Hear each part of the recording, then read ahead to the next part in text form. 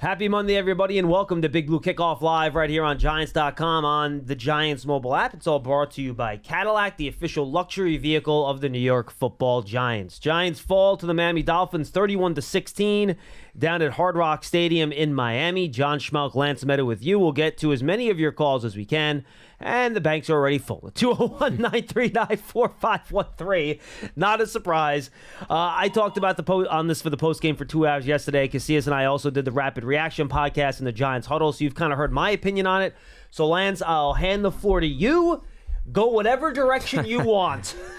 Well, to me, one of the most telling statistics is the fact that the Giants had the ball for 36 minutes in time of possession and only managed to score 9 points, because the 7 that the defense accounted for, to me, does not apply and frankly, doesn't count. After the Okereke interception, the Giants gained 4 yards and kicked a field goal. So it was really 6 points. Yeah, because it was the Miami 23 where they took over and they only wound up at the Miami 19. Of course, a holding penalty didn't help the cause on that drive. But when you have the ball for 36 minutes, I've talked to a lot of executives and coaches around the NFL, and I think that this puts it in perspective. They've said their goal is time of possession. You should have a point for every minute in time of possession. That's the ultimate goal. So if you hold the ball for 36 minutes, you want to be able to say you walk away with 36 points. When you hold the ball for 36 minutes and you only walk away with 9, you've got a major problem. And that's not the only issue, of course, that rose throughout the course of the game. But Miami is the number 1 scoring offense in football. They lead in scoring. They lead in total yards, passing yards, rushing yards. We talked about this last week. If the Giants had a reasonable, legitimate shot, you can tell me all you want about the takeaways. You can tell me all you want about preventing the explosive plays. You need to be able to match wits with the Dolphins. You have to be able to put points on the board. You have to get to 30 at minimum. Yeah, and 27 maybe. They were not able to get even within striking distance of that. I mean, here you have a game where your defense scores a touchdown. So that's a huge check, because that's a step in the right direction. But the offense was not able to capitalize on the field position. They did not score any points off of the fumble. Then there was one drive where, if you remember, they had 3 straight negative plays, and that was one of their most productive drives. You have Eric Gray run for a loss of a yard. Then Daniel Jones gets sacked. They bring out Graham Gano for a 55-yard field goal, and he misses that. So when you try to go through a game and you got to put together 10-play drives and 13-play drives, something negative is going to happen. Lance, and you hit it. I'm looking at the 2 drives you're talking about, and this is why the Giants had the time of possession advantage they did, right? They had a 13-play, 48-yard drive and a 13-play, 44-yard drive. The first drive went from the first quarter to the second quarter. The second drive was at the end of the second quarter. And very quickly here, I don't want to bore people to death, but these are the length of the plays on those drives, all right? You had a 5-yard run, a 21-yard run that got brought back because of holding, so that doesn't count.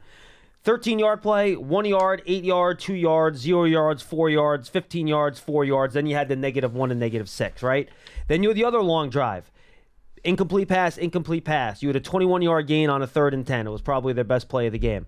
No gain, 3 yards, defensive offsides, 1 yard, defensive legal substitution, 1 yard, 6 yard, 5 yards, 13 yards, 1 yard.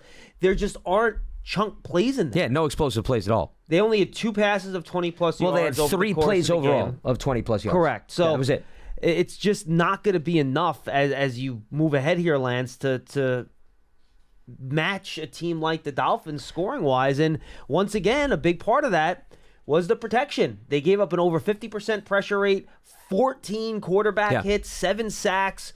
I thought Daniel Jones played okay. I thought he was fine. I thought there were a couple passes where maybe the location on some of those short ones to Wando Robinson, where you want to maybe catch and run, they weren't quite in the right spot. Yeah, he threw one right to the ground, and he had the whole field wide open in front of him. There was another one where he threw it a little bit too low, and Wandell couldn't come up with it on a 3rd down, too. Yeah. But overall, I thought Daniel Jones was okay. But again, and especially once you got late, and it was a 2-score game in the 4th quarter, and the Dolphins knew the Giants had to pass to win the game, the protection completely broke down. Yeah. And both Daniel Jones and Tyrod Taylor got the you-know-what beat out of them. And it wasn't just one offensive lineman. It was an array of offensive linemen got beat play after play after play after play. Across the board. Plus, all 6 penalties were against the offensive line, which obviously did not help the cause. I don't think that was the make-or-break element, but based on these lengthy drives, you're going backwards more so than you're going forwards. Miami also shut down the Giants' run game. See, if they had some semblance of a run game going, it could have went a long way to maybe help them finish drives or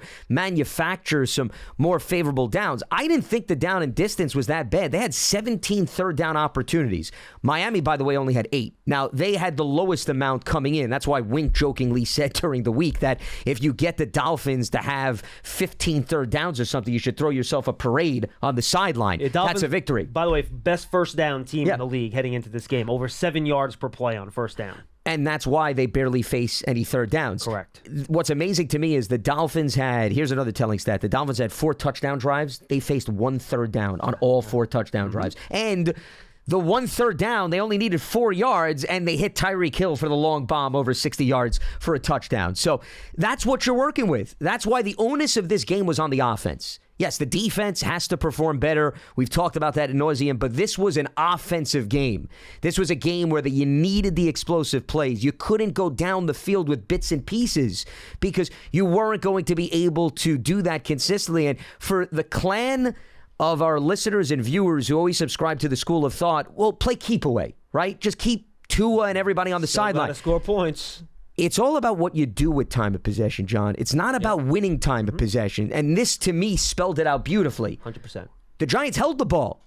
You had that mission accomplished, but you've got nothing to show for it. You took the ball away 3 times, but you only scored 10 points. So I'm tired of hearing about win the time of possession, win the turnover battle.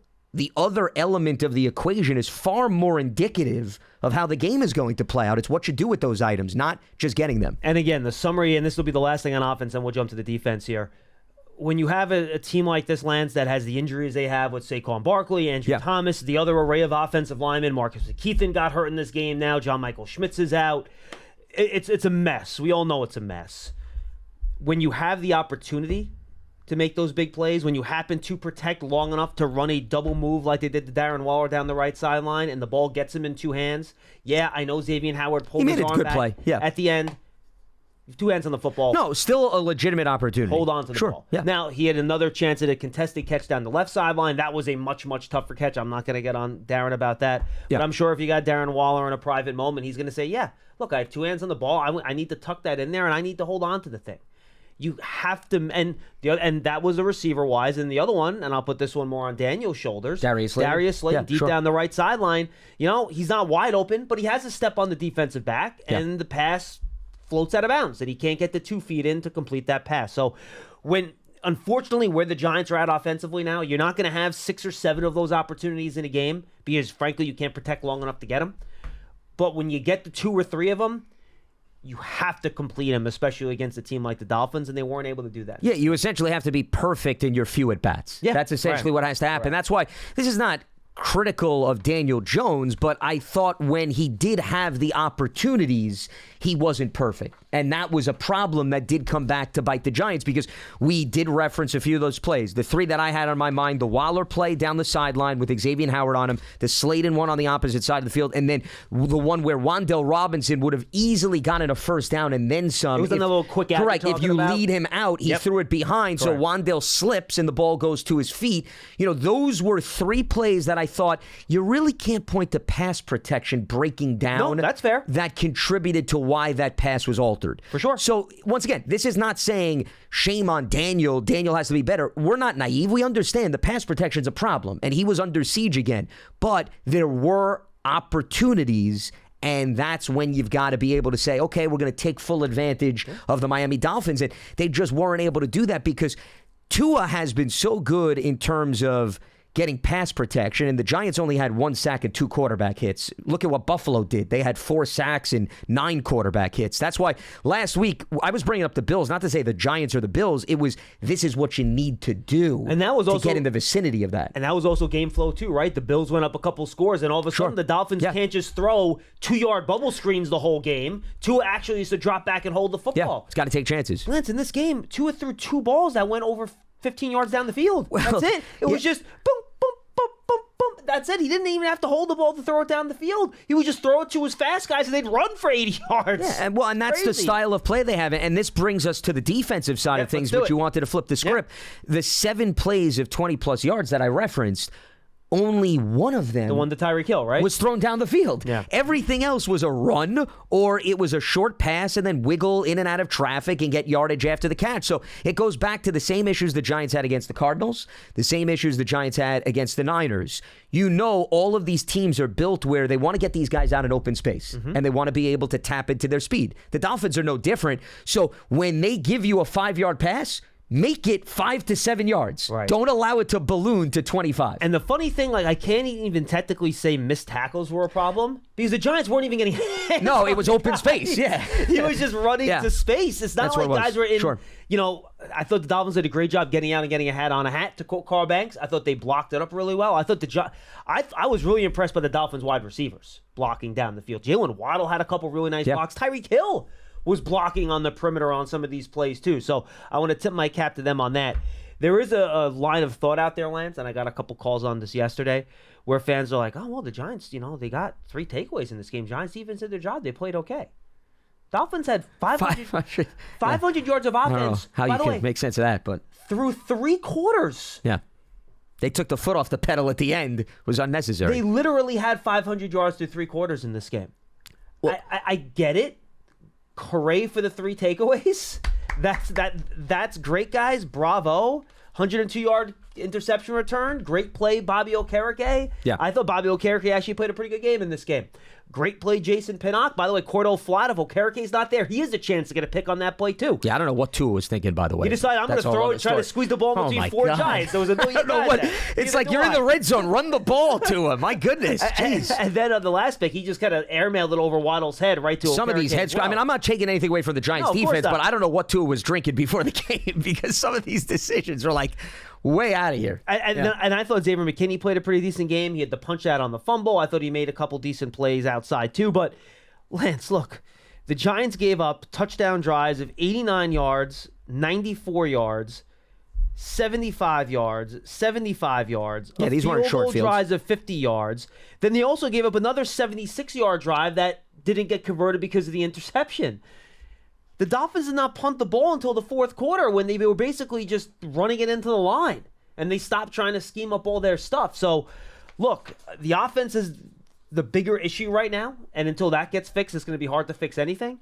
But the defense was also a part of the problem in this game, too. Absolutely. Dolphins had a 300-yard passer. They had a 100-yard rusher. They had a 100-yard receiver. What was the yards per carry, Lance? Yards per carry was 9.7. Yeah, that's high. Yeah. And how about the disparity in terms of yardage per play, by the way? Because the Giants had 14 more plays than the Dolphins. This is a great summary, Lance, as to what the difference is with time of possession, chunk plays. Give it to them. The Dolphins had 9.7 yards per play. The Giants were at 3.9. This is what I'm talking about. I don't care that you held the ball for 12 more minutes or whatever than your opposition. Which means, basically, to summarize that for fans, it took the Giants basically 3 plays to gain the same amount of yards the Dolphins were gaining in 1.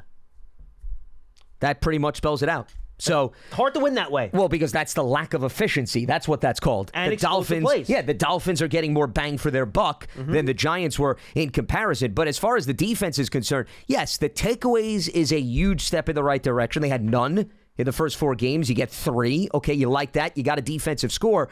But it was putting deodorant on a smell that you know was all of a sudden going to rear its ugly head later on in the game because you gave up all the explosive plays, which to me, John, those countered the takeaways. If you give up 3 plays of 60-plus yards, it just cancels out every one of those takeaways. So they basically offset one another, like offsetting penalties. I'm with you on that. So that's the way that I look at it. And as far as the defense is concerned, the other issue that I think could have went a long way in helping the cause maybe, or close the gap a little bit in this contest, and this is something that continues to play out, is there's not enough disruption in the trenches.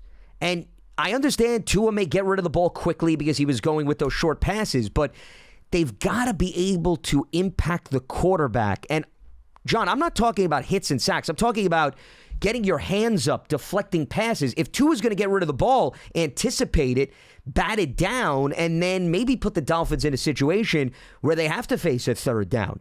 Because 1 third down and 4 touchdown drives, there's no way you're going to be able to survive that. Big chunks on 1st and 2nd down. You've got to put Miami in a precarious spot. I don't think Miami, as bad as Tua's decision-making was at times, I don't think if you asked Tua, he was ever feeling the presence of the Giants front and being overly concerned about, boy, if I don't get rid of this football quickly, I don't know what's going to happen here. The Dolphins did not have one running play that went for 0 negative yards in this game. Everything was forward. They only had the 1 sack, obviously, for -6. And I just went through it, Lance. In the first half of this game, not counting a 2-yard touchdown, because that was obviously a successful play, the Giants forced the Miami offense to have just 1, 2, 3, 4, 5, 6, 7 plays in an entire half that went for fewer than 5 yards. Fewer than 5 yards. And that includes all the incomplete passes. Like, that's counted in there, and the interception. So in that mix, there were 1, 2, 3 incomplete passes, an interception. You had a sack for -6 yards, a run for 1, a run for 0, and a run for 2. I mean, Lance, 24, 6, 20, 23, 5, 9, 5, 5, 8, 18, 75, 64, 13, 13, 12, 10. It's all in a half. It's just the first half. That's why that game... Hard to get off the field when that's happening. Well, I mean, it's impossible to get off the field, which is exactly why the Dolphins scored as much as they did. I never thought the score of that game was indicative of how truly close it looked. You know, even when they got 14-10, you still said to yourself, if they don't make some type of a defensive stop and halt these explosive plays... And then what was the first drive of the second half? Then the Dolphins come out on the field. They knew they got the ball first, and then you get the big bomb to Tyreek Hill. Third play. Yeah. And then just like that, it goes back to business as usual. And you knew the Giants they weren't going to have enough volume of big plays to match wits with the Dolphins. I mean, that was their most pressing issue. And you're going to I understand we're going to have the whole week to talk about Buffalo, but Buffalo's the same thing. I mean, they're going to be irritated because of how they performed against Jacksonville. But another team, Stephon Diggs and the running backs and Gabriel Davis and the tight ends, they're going to be able to put points on the board. If the offense doesn't pick it up, you could tell me all the ingredients you want out of the defense. I don't know if it's going to make enough of an inroad to really steer the conversation and the results of the game in a different direction. And as tough as the schedule has been so far this year, Lance, you're arguably, and Tyreek Hill is probably the exception to this, but you're probably facing the second best wide receiver you faced all year in Stephon Diggs. Yeah, I think he's probably a little bit better than the Ayuks and CeeDee Lambs and Deebo Samuels. I think he's probably a small level above those guys, but a little bit, whatever. Maybe more of a vertical threat compared to the other guys. Fine, but I'll even push that aside if you guys aren't interested in that. It's definitely the best quarterback the Giants have faced this year. I mean, Josh Allen, when he's playing well and playing right, he's literally unstoppable. Yeah, and the ability to run and throw for him. All of it. Yeah. Put it all together, he is really, really good. And the Bills' defense, though they've lost Matt Milano and Tre'Davious White now for the season in consecutive weeks, that will certainly hurt them. And Von Miller, though, is going to... He played, about a dozen snaps, I think, in London. Well, you'll have another game where he's a little bit more comfortable. After you watch the tape of the Giant Falcons line, I think you might want to play around 65 snaps in that game. But here's the thing. I don't mean to cut you off, John. No, See, we've had these conversations, even going back to previous seasons. I don't want to hear they're going up against a defense that's banged up. Seattle was this storyline. I'm not saying that. And then people say, oh, Seattle's not Dallas and San Francisco, so don't worry, it's going to be bad. Miami, the Dolphins were no juggernaut on the defensive side of the ball. You're going to tell me Vic Fangio's not pleased with how his defense performed yesterday? They were 32nd in success rate. So that's what I'm saying. So nobody should be going in that direction to point to the fact that they may have lost 3 or 4 guys on the defensive side of the ball. The Giants, they need to score consistently against anybody, whether it's 32 or first, before you have that conversation. This is about the Giants more than it is about the opponent at this point. Because it hasn't made a difference who the opponent is. That is right. That's why it makes no difference. But they have a good defensive line. Well, Gregory Rousseau, I bet you, will probably be back for this game. He was close to playing in the London game. Yeah. You've had Oliver up front, obviously, so they've got a good front. They front. Mix and match those guys up front. And and Sean McDermott's a very good play caller on defense. Yeah, so and they got a challenge. 2 good safeties in Micah Hyde and Jordan Poyer, too. So, those guys I'm sure will now take on a bigger role with Tre'Davious White out and going in a younger direction. That's played well. I'm trying to remember the guy who replaced Edmonds. I couldn't remember this on yesterday's postgame show there. He's had a couple picks this year.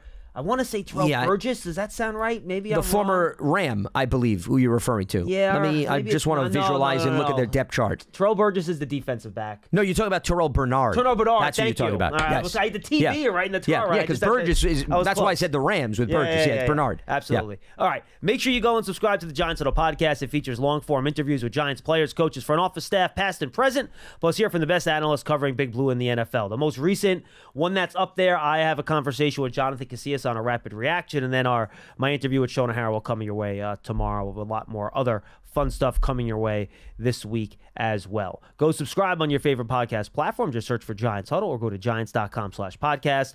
And if you're on Apple Podcasts, don't forget to leave that 5-star positive review for all of our Giants podcasts. And also, don't forget to check out our brand new podcast, Giants Hangout. Lance Meadow, Howard Cross, Russ Salzberg, and one of our buddies from over at the Irish NFL podcast recorded an episode this morning. That's up there. So, again, go search for the Giants Hangout podcast and subscribe for that as well. All right, folks, let's do this. 201-939-4513. Let's go to the order in which the calls have come in. Let's go to Steve in Staten Island. Hi, Steve. Hey, John. Hey, Lance. How are you guys? How you doing? What's up, buddy? All right, John, long time no speak. Hope all is well, my friend. Yes, by the way, for the fans that didn't know, the reason I was not on the show last week is because when we got back from the Monday night game, I had strep throat, and I was basically in bed sweating and freezing for 2 straight days. Oddly, the voice never actually went away with the strep throat, which was a pleasant surprise, but I'm back on the horse and feeling good, Steve. Good, I'm glad. Yeah, I saw you put that on Twitter. Listen, I'll try and make it fast here because I think what I'm about to say, I think I could speak for every Giant fan in the country. I mean, this is freaking heartbreaking. I mean, here we go again. I mean, you know what? They took a big step last year, and I get it now. They overachieved. They did this. They did that. Strength of schedule.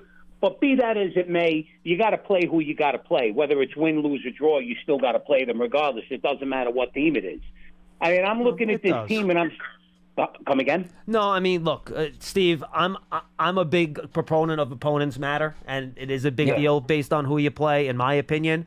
That doesn't mean it's okay that you have the worst point differential in the league or anything like that, because you could certainly be more competitive. But I'll just say this and I was going to kind of do this with the Tino on Wednesday. I'll give everybody a sneak peek.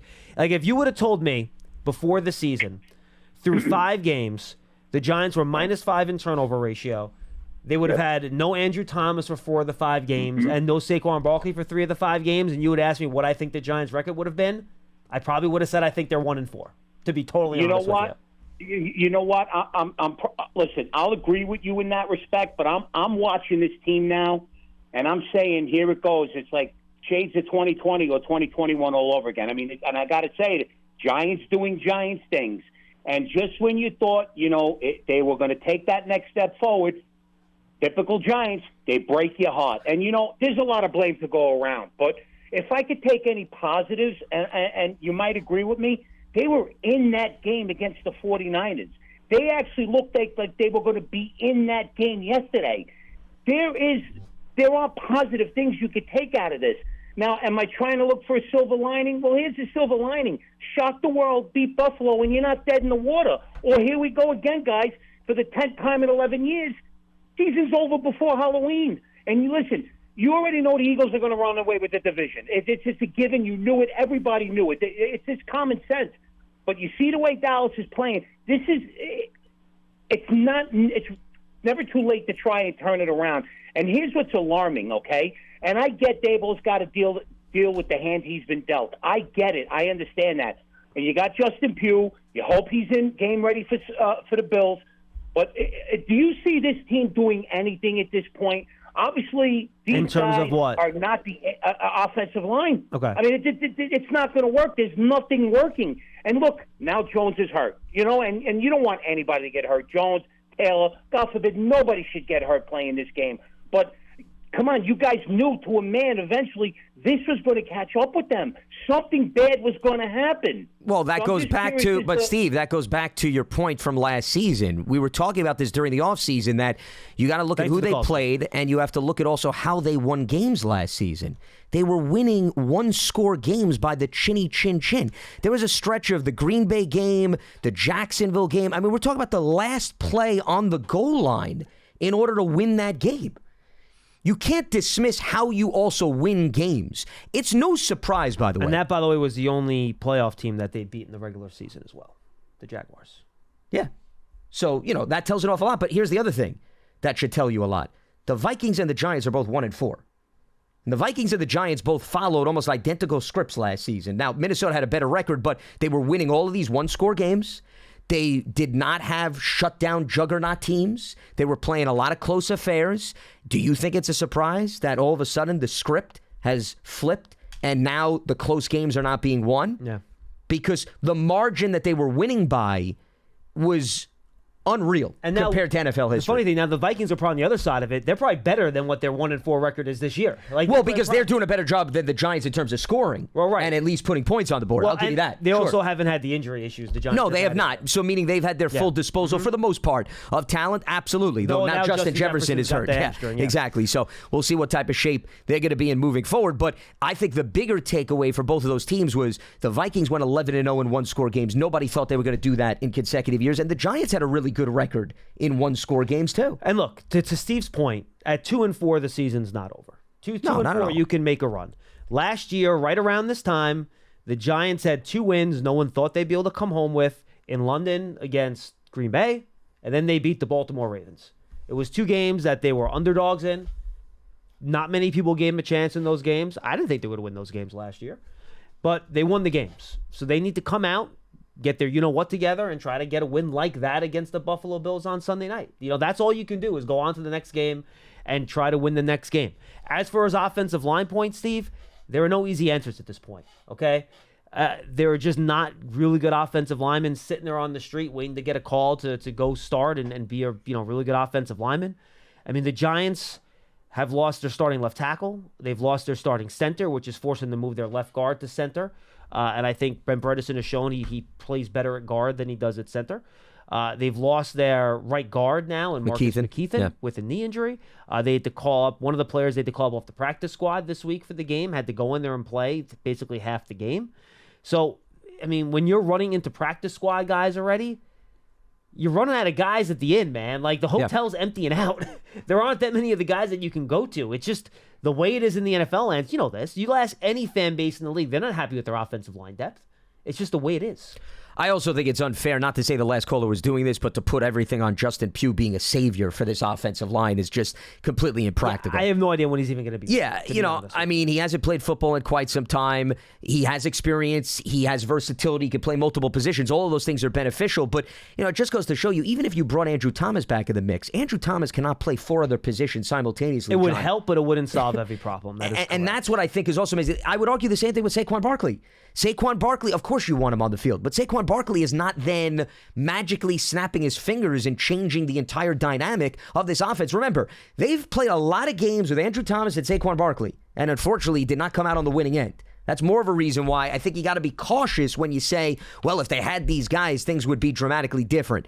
I think they'd help. I don't know if they'd be dramatically different. Yeah, you'd have to see what type of cascading effect they would have, right? Because if you can put Thomas in, then can Azudu go back to his regular position at guard? Does that help the right guard spot? If Schmitz gets back, then you can put Bredesen back, and you're actually back to your normal line. Well, but these guys still haven't gotten used to playing next to one another, too, 100%. At the same time. No, you're right. I'm not saying if all those guys are back in their spots, all of a sudden you're a top 10 offensive line. I'm not saying that.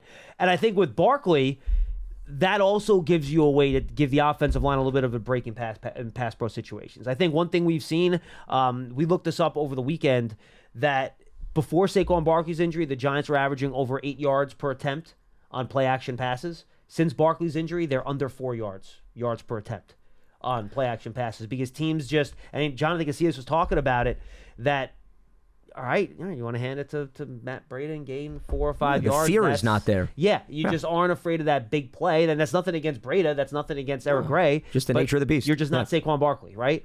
So I think then you can run play action more. That helps the offensive line. Maybe you have to bring a safety into the box. Then maybe you can make some more of those chucks down the field, right? So you hope there's a cascading effect, but is it, these guys are back, now we're good again, and we're going to be the team last year? That's not how it works either. And that's my point. Yeah, so I think that, that just has to at least be taken into consideration when we're having these discussions. It's unfortunate. The problem with the offensive line is it's twofold, John. It's guys getting hurt, but it's also happening within a game. And that's the real killer, right? McKeithen starts the game, and then in the blink of an eye, McKeithen's out. Bredesen is starting at center, and then he has to go out for 3 plays. Dude, same thing with John Michael Schmitz 2 weeks ago. First drive of the game. Yeah, with Bellinger. Yeah, and Bellinger too. And then Darren Waller now has to block a little bit more. Mm-hmm. So the dynamics are changing within a game. Now, the argument for many teams would be like, hey, that's the NFL. You got to be able to adapt on the fly. And Brian Daboll and the coaching staff would say the same thing. They're not hiding behind that as an excuse, but it's one thing to say you got the week, right, to prepare for, okay, we know A, B, and C is going to be out of the lineup. It's another thing when you already know you're down, and then in the game you start losing more guys at the same position. And you game plan one way, and then you have to alter on and that's what is a real killer, and you're starting to see that. 201-939-4513. Rich is in Florida. He's up next. Hi, Rich. Hi, John and Lance. John, I'm glad you're feeling better. Had strep throat many times and no fun. Yeah, no fun. No fun. No fun. Anyway, great show as always for the entire team under very difficult circumstances. I echo the comments of Steve, the last caller. We're all very frustrated, and especially somebody like me who goes back to 61 and has been through the doldrums. But I got some data here that I thought you'd find interesting. Sure. What do you got? This is based on the last 10 years. Giants have drafted, now this is just draft choices, 16 offensive linemen. 4, which I would consider serviceable or average or better than average linemen. Who are the 4? Justin Pugh, Winston Richburg, remember him? Yep. Of course, Andrew Thomas. And I would put JMS in that category because he's trending up.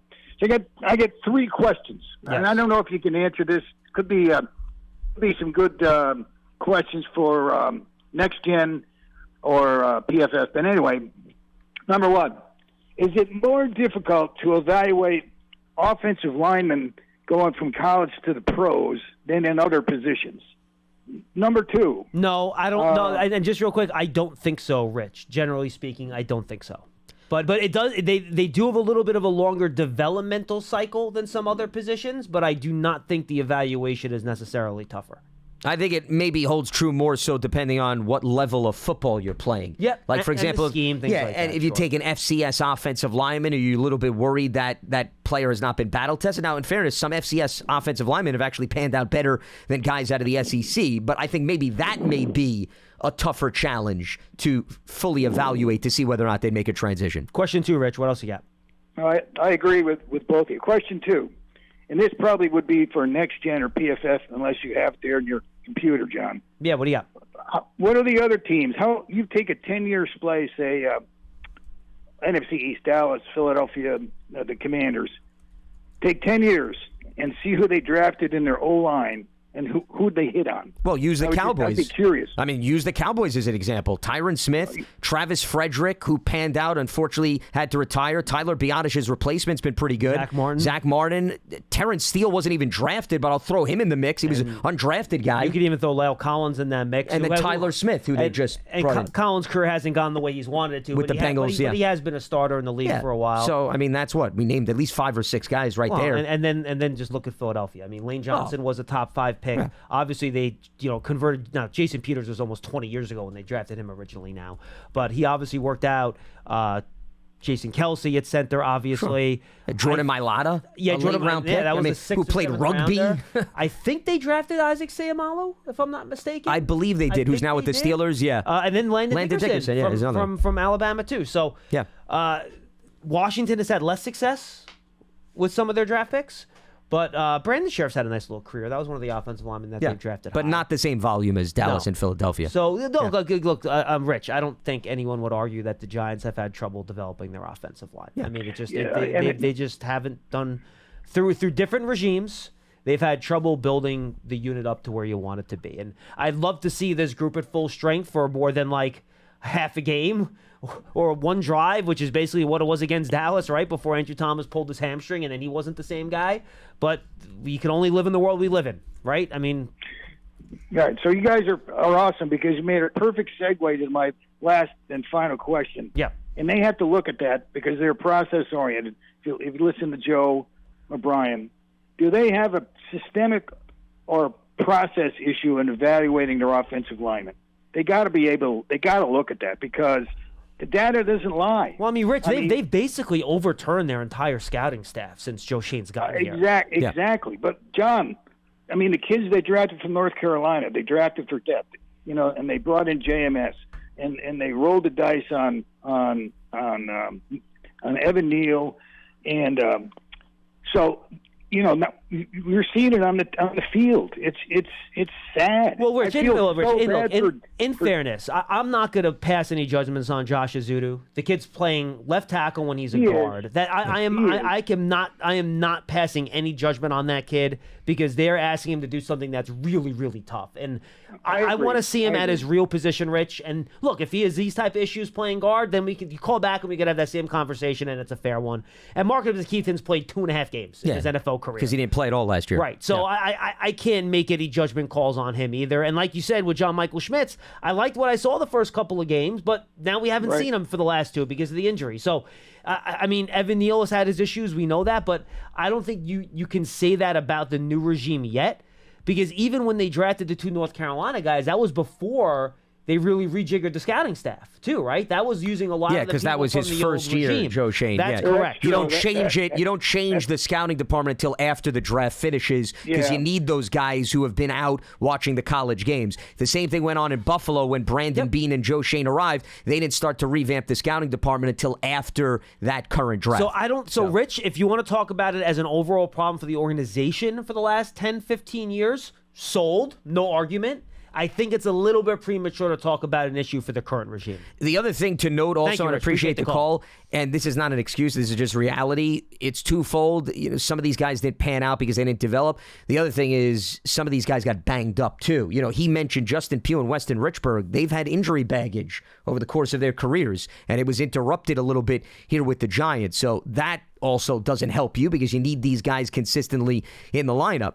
There's a distinct difference, I think, when you look at the Giants, and especially people that don't pay close attention to the team, and I know our listeners and our viewers do because they're invested in the team, but to the outside world, it's easy to say, oh, well, the Giants haven't addressed the offensive line. No, they've addressed the offensive line. Just not well. It just unfortunately has not panned out. Right. No, but my point is, John, there's a distinct difference. Some teams, all right, we'll bring in guys off the street. No, they've used draft resources. They've brought in free agents. They've made some trades. And frankly, Lance, one team that hasn't used a lot of resource on the offensive line are the Bills, which is where Joe Shane has come from. They have not used high draft picks on offensive line. Mitch Morris was brought in via free agency. Dawkins was a second-round pick. Dawkins was a pick. And I think he was like their highest draft pick, I think. Yeah, they weren't going out and drafting guys left and right. They went externally outside the organization, I would argue more. So the Giants have done a little bit of a mixture. They've gone outside, but they've also tried to homegrown as well. Yeah, and the Bills tried to draft. They drafted a right tackle up there that hasn't worked out. Well, they drafted a right tackle that they traded away, Cody Ford out of Oklahoma, correct? I believe that's who it was. They traded him after he did not pan out for them. Correct, But the volume is not the same as the Giants, I guess is my point. All right, let's go to Wilson in Roxbury. He's up next on Big Blue Kickoff Live. Hi, Wilson. Hey, Johnny. Hey, Lance. How are you? What's up, bud? Doing all right. I love you, but just stop with all this statistics, man. I mean, Brian Dable, since he played against the Eagles, he has lost 5 games. Been an embarrassment. They've been non-competitive. Everybody has got injuries. If you're a bad team, you're a bad team. If you don't have no talent, you have no talent. I get that. I'll buy that. We understand that as Giants fans. Another thing is when you step on the field, they're already defeated. You think that Miami took them seriously? You think they would do whatever they want? It was like a preseason game for them. I mean, it's got some. I mean, listen. I'm gonna speak for all not the people that call you, but all the Giants fans that I talk to. We are a lot of them. I'm gonna speak for all. You of have your own talk show, right? When's the talk show air? That's what I want to know. When's the talk show air? You and your compadres. Well, Lance, yes. you can disagree with me. And I know I'm not disagreeing. I didn't disagree with the thing you said. I just wanted to know when the talk show was because you said you've been consulting with all of your friends and colleagues. That's all. I want to listen in a little. That's all. He was just making a joke. Yeah. Go ahead. That's it. Can I ask you something? Of course. You think? Answer me truthfully. If I forget about the Giants. If I tell you that there's a team that is 1-4, and those four losses have been a complete embarrassment. Are you going to tell me that team is well coached? Answer me truthfully, please. Well, Wilson. Don't give me the left tackle and Wilson, Saquon. let me answer. Wilson, you're arguing with an answer I didn't give you yet, dude. All right. Okay, I'm sorry. Go ahead. That's okay. Look, I'll give you a two-part answer here, okay? What number do I usually use to determine how really good a team truly is? I like to use point differential, right? So right now the Giants have the lowest point differential in the league, all right? They have not played like a good football team this year. They have played like one of the worst football teams in the league. No one will argue that. The point differential doesn't lie, okay? That's part of the answer number one. Okay. Part of the answer number two to specifically address your question. And you've listened to the show long enough to know my thesis on this. I'm consistent. Yes. This is a player sport. Coaching matters, but it matters to an extent, okay? And to me, when you ask me, is a team well coached? If in this situation, I will ask you, well, who's on the field playing the game? Because that, to me, is always the most important thing. And you know me, I've been consistent about that for all the years I've been on this program. Can I ask you something before you hang up on me? Sure, what do you got? Okay. Lance, and you, John. Sure. Oh, I get to answer too. That's good. Okay, I'm ready. Let's say you guys are doing the show right now, right? Right now you're doing the show and you guys doing a great job and you have good ratings and all positive reviews. All of a sudden, I don't know, man. Maybe the camera is off and I don't know, the sound is off. And the show like tanks a little, and it becomes worse and worse. Don't take this out on me, Wilson. No, he's painting a hypothetical. Don't worry, Pearson. There's a hypothetical. See, there's a build-up. Eventually, we're going to get a question. I'm dying, but let's go. Yes. No, the question is somebody's got to take, and everything. Somebody needs to take the blame. Yeah, somebody. It can't be the player. I mean, but because I understand that you lost Andrew Thomas and Saquon Barkley. And that, but you got to be competitive, man. All right, you Wilson. Can't be an embarrassment. Wilson, I have a question for you. Can I ask you a question? Go ahead. Okay. Yes, of course. How many coaches have the Giants fired in the past 6 years? 3. Has that worked? Well, eventually we got to get it right. It doesn't look like we got it right again. Well, but Listen, the point is, the point is the turnover rate has been high. You've seen a variety of different coaches, and the results have been somewhat similar. Everyone That's the point. wants the silver bullet solution. You pull one ripcord and it solves the problem. That's not how this works. When they hired Joe Schoen and Brian Daboll, Lance, what did we say this was going to be? Did we say it was going to be a quick fix, or did we say it was going to be a long, multi-year process? Yeah, the latter, not the former. Exactly. And I understand expectations got raised because of what happened last year. You win a playoff game. I get all that. Should fans be satisfied in any way of how the way the start of the season has gone? Absolutely not. Should they be mad, frustrated, all that stuff? Yeah, absolutely. We're not telling you not to be. All right? The product in the field has not been great. We get that. No one's arguing otherwise. But what do you think's going to happen if you decide to make changes on the coaching staff? All of a sudden, guys will block better. All of a sudden, guys are going to come back healthy.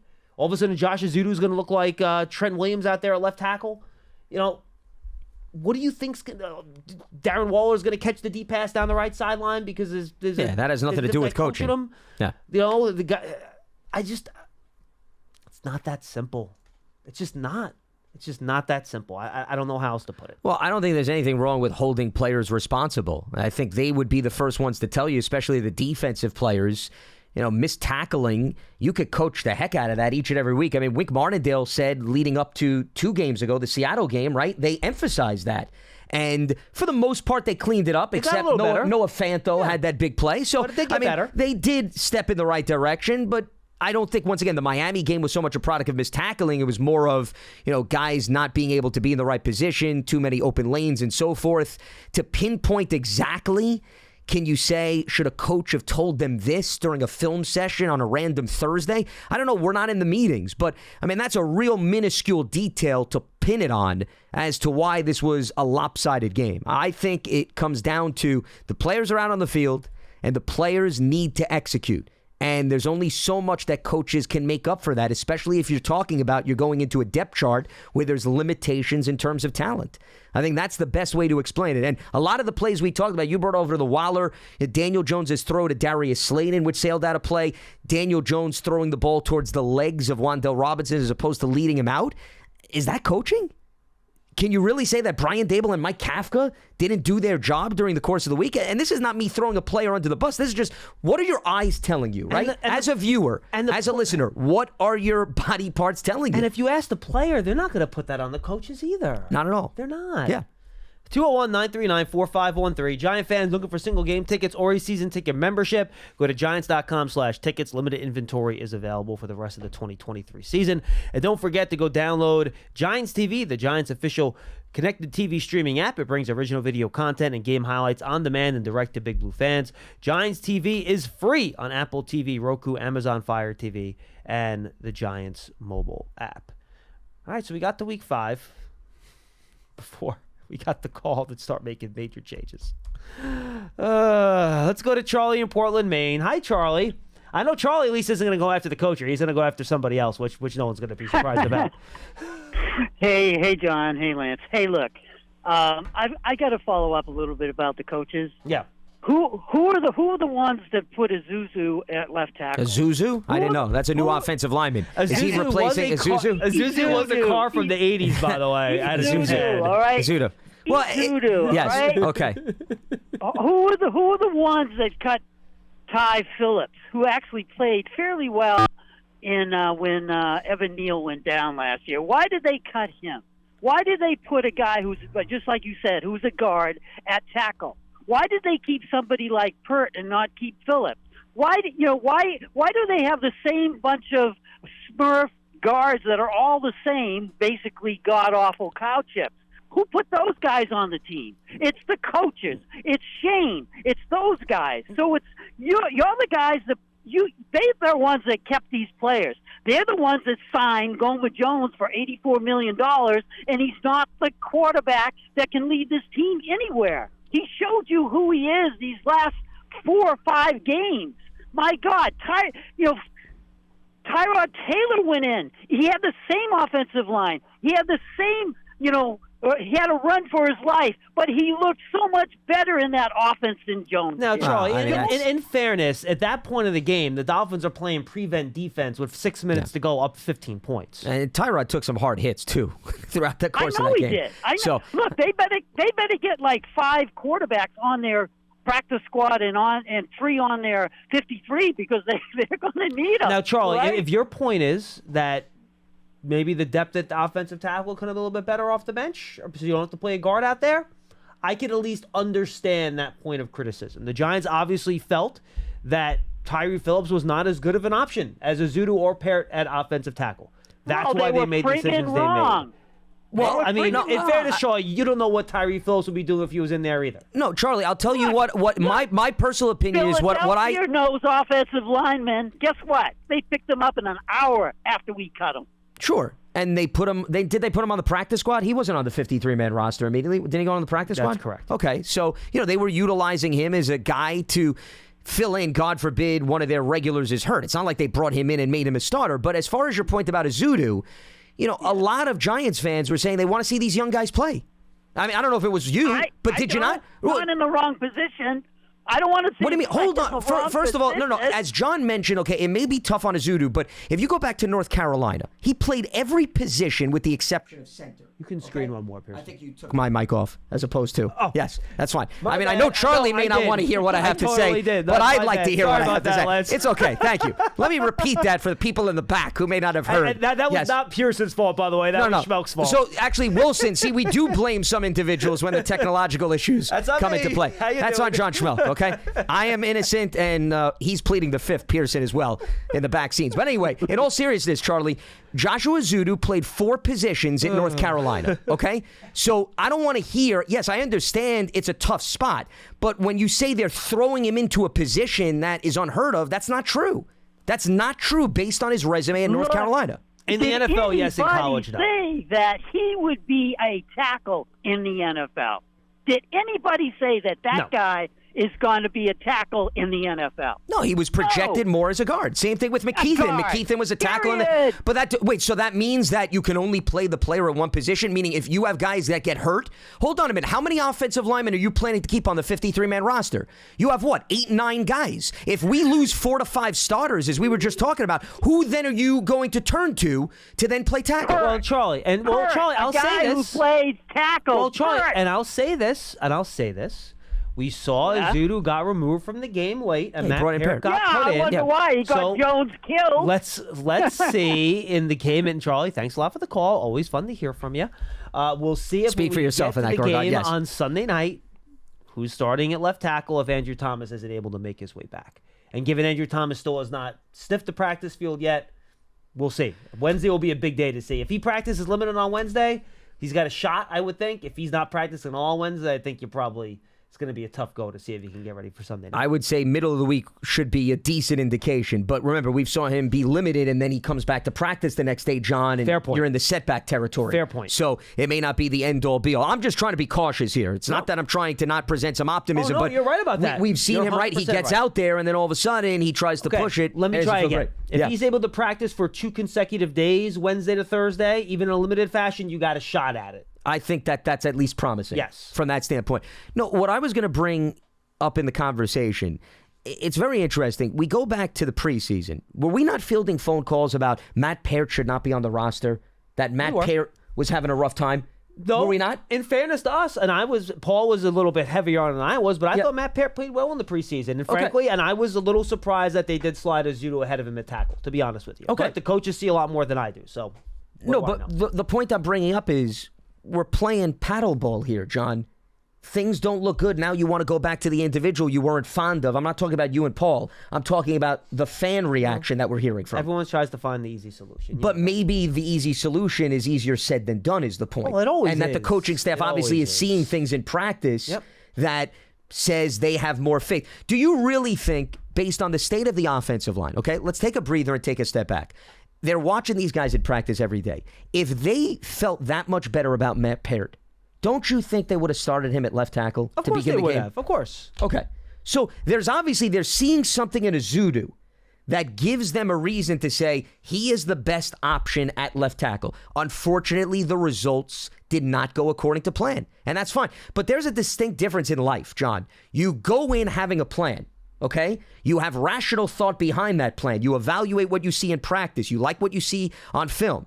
And then all of a sudden, the results are not there, and you have to go to option B and option C. I think that's what's happening a lot, and the game of musical chairs with the injuries in games is not helping the cause either. All right, let's go to Len in Columbia, Maryland. He's up next. Hey, Len. Hey, guys.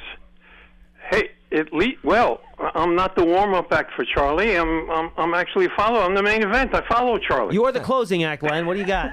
There you go.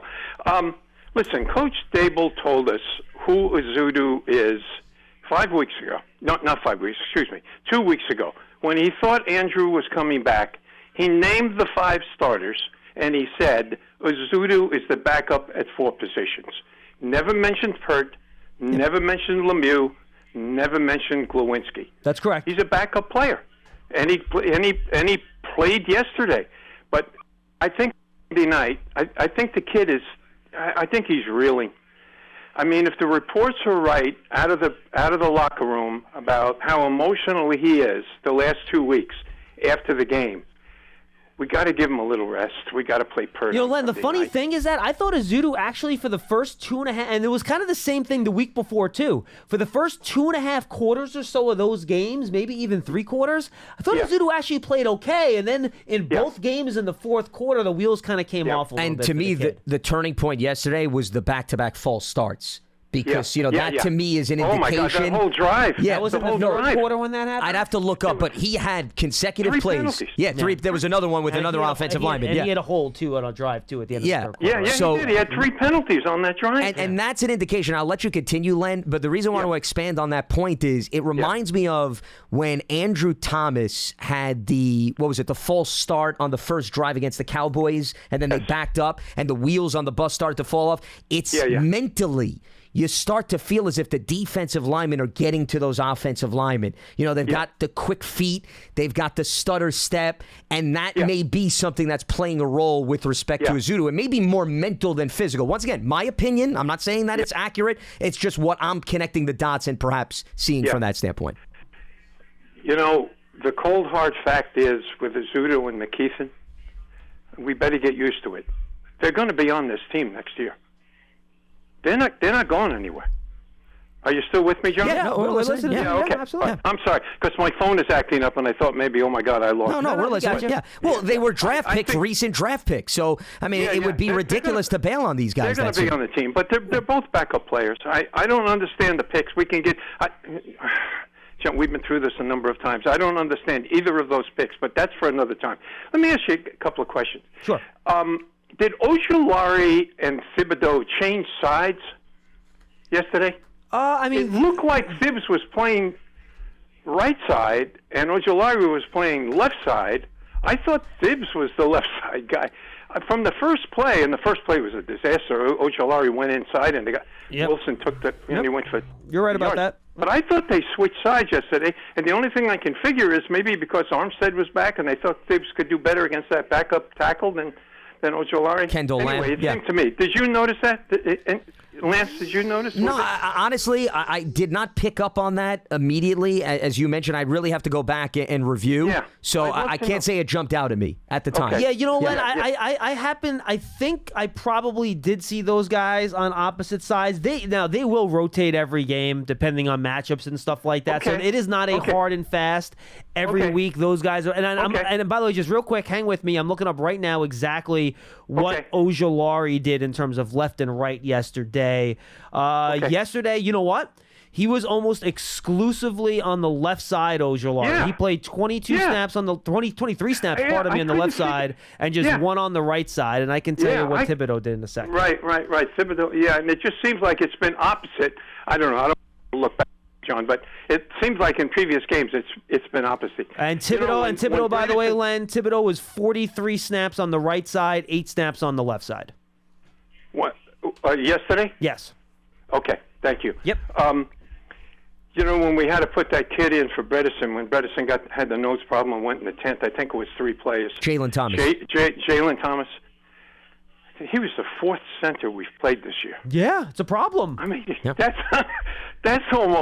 that's unbelievable. Well, Len, you had the two practice squad offensive linemen you'd call up all the weekend.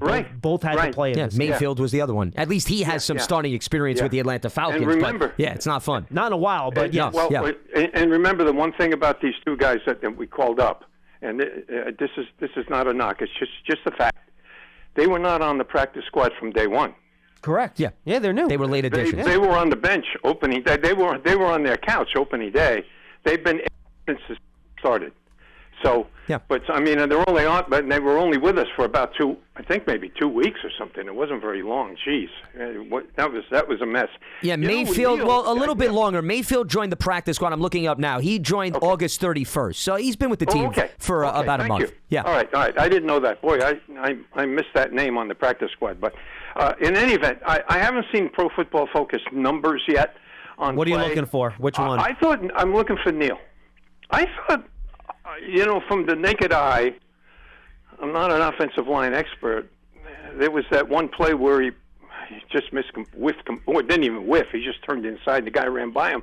But I thought he played, okay. I mean, not all pro quality, but I mean, I thought he played okay. He had, according to PFF, 1 sack, 7 pressures in 46 pass blocking snaps. So not as, you know what, Len? He was another guy that I thought through 3 quarters he was okay. He had that one early, to your point, where he kind of just let the guy go. I'm not quite sure why he did that. But then in the 4th quarter, the same way with the rest of the line, and this is something we've seen consistently. Once these other teams see that they don't have to respect the run game at all anymore, and they can just go and rush the passer and pins their ear back, the Giants' offensive line has a lot of trouble keeping them off the quarterback, and that's why that Cowboys game, by the way, went south so quickly.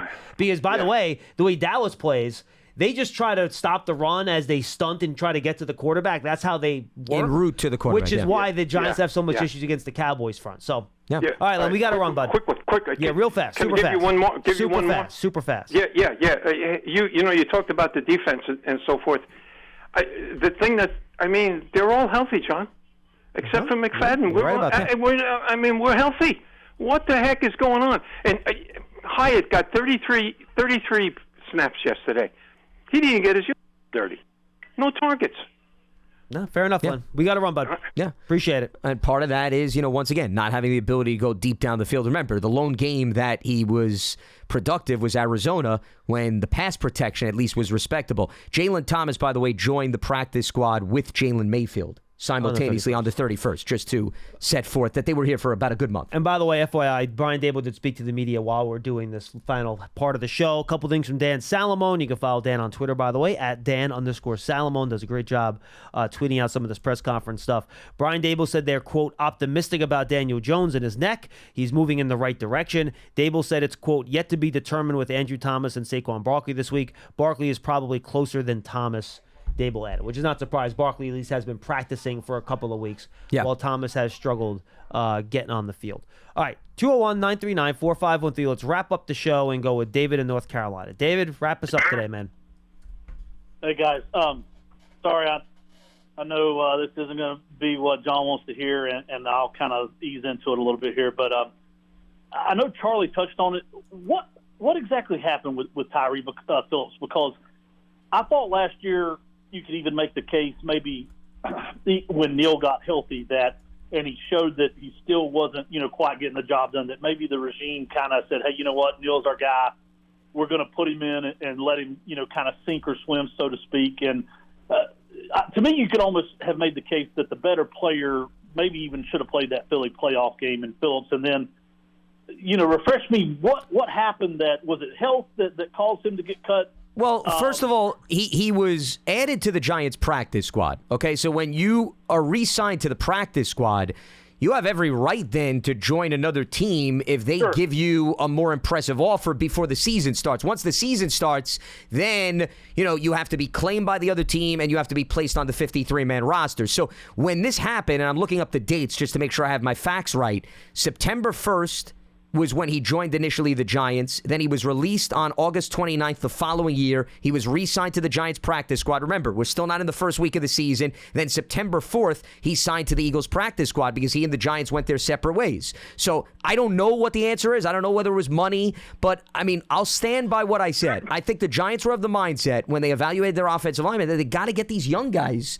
opportunities, and they have to get them on the field. And no disrespect to Tyree Phillips, and I agree. I think he played well last season and would have been a really nice insurance policy to have, especially in the wake of what happened. But I think the Giants are looking at McKeithen's now healthy. He missed all of last year. Azudu, you want to give some opportunities to. You drafted John Michael Schmitz. That's 3 guys you drafted in the last 2 years. You're going to prioritize those players who are more long-term options, David, than Tyree Phillips, who, as effective as he may be, is probably only a rental for the upcoming season. And I think that took priority when they were finalizing the 53-man roster. Yeah, and look, I don't remember if your final 53 or initial 53 Lance had Tyree Phillips on it. I know mine did. I believe mine did, yeah. Tino's did too. So I think all of us were honestly a little bit surprised that he didn't make the final 50, the initial 53, because we had him on. But obviously, look, he was battling an injury for the last few weeks of camp. Whether or not that had a factor in there, too, I don't know. He seemed to get healthy, though, towards the end of the process. So I can't speak to exactly why, David. I think it's a fair question. But the Giants obviously made their evaluation, and they thought the guys that they kept were better. Otherwise, they wouldn't have kept them. Yeah, fair enough.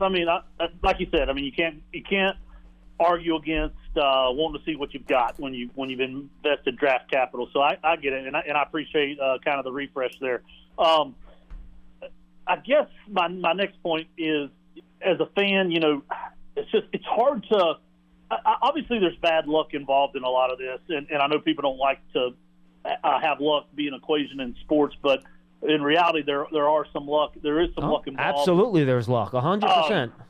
With the injuries, it just what really stinks as a fan is to feel like, what offensively do we have? I mean, it's hard to even evaluate anything because the operation is so broken because of the injuries up front. And so you try to go back to that Dallas game, and it's like, well, I mean, it looked bad even when kind of all the pieces were there. But that's I'll finish. I know you guys got to wrap this up, but I mean, it's October 9th, and I mean, my God, it's I don't want to look forward to the draft, but it's like at this point, how do you evaluate anything? Like I see Paris Campbell catch a pass, and there's a lot of times I'm like, if I see that play one more time where he runs a pirouette around the backfield and then catches it for 2 yards and gets tackled immediately, I'm going to throw something through the TV. I mean, but I can't evaluate the guy, what he can do, because that's all we can do is a 2-yard out to him. And so it's like, I mean, as much as the quarterback costs, and I know there's going to be a lot of people that don't want to hear this, and this isn't an indictment on Jones, it's just the facts. As much as quarterbacks cost these days, with the way the season's heading, how do you not look at if we're there in the top 4 or 5, just from a financial standpoint of, okay, we can build the team with other impact players because we're not having to pay the quarterback. And granted, I know he's still on the hook for another year. It's essentially a 2-year deal with Jones, but I'm a Daniel Jones fan, and even as a Daniel Jones fan, I'm like, you have to look at it if the season continues the way it's going. Thank you, David. And appreciate the call. Appreciate the call. I mean, as far as the financial point, I really wouldn't point to Daniel Jones's contract putting the Giants in this position, John, because if it comes back to the offensive line and you want to use that money that you would have given Daniel to the offensive line, who were you grabbing that was available? No, Top tier. Look, if you don't give him the big contract, you give him the franchise tag. It's one or the other. Yeah. And the franchise tag would have been more money on the cap this year than what the long-term deal is. Exactly. But I was also saying there weren't anchors on the offensive line available left and right that you were going to bring in. You still need to develop the line, okay? And you just paid Andrew Thomas, remember. So the draft is the way to build your offensive line. Philadelphia, Dallas, we went over. Those guys were drafted, developed, and then paid. You're not going to go out and grab 5 offensive linemen who are veterans because you just don't have the financial flexibility to do that. So I really wouldn't point to the quarterback contract as something that has inhibited them from shoring up the offensive line. And fans, I'll just say this one more time before we say goodbye. We feel we share your frustration. We wish we were taking calls about this stuff either in week number 5, but this is where we're at. And you still have football games to be played.